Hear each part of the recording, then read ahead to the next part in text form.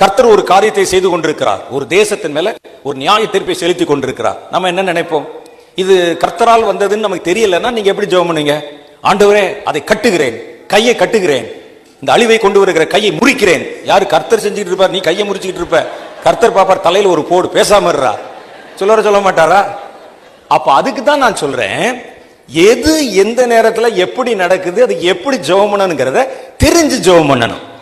நீங்கள் சாத்தானுக்கு பண்ற ஜெபத்தை கொண்டு போய் கர்த்தருடைய தண்டனை வர இடத்துல பொருத்த கூடாது. அப்ப கர்த்தர் செய்கிற கிரியைகள். அப்பதான் நம்ம என்ன செய்யறோம்னா, ஒவ்வொரு காரியத்தையும் ஒவ்வொரு ஜெபத்தையும் நம்ம தனித்தனியா பிரிச்சு வச்சு எதற்கு எப்படி ஜெபிக்கணும், இந்த சூட்சுமத்தை கண்டுபிடித்து விட்டால் உங்க ஜெபம் கண்டிப்பாய் பலன் கொடுக்க ஆரம்பித்து விடும். நம்ம கூடி ஜெபம் பண்றோமே, நம்ம பண்ற ஜெபம் உடனே நம்ம தேசத்துல, நம்ம பட்டணத்துல அதற்குண்டான பதில், பலன் கிடைக்க ஆரம்பித்து விடும்.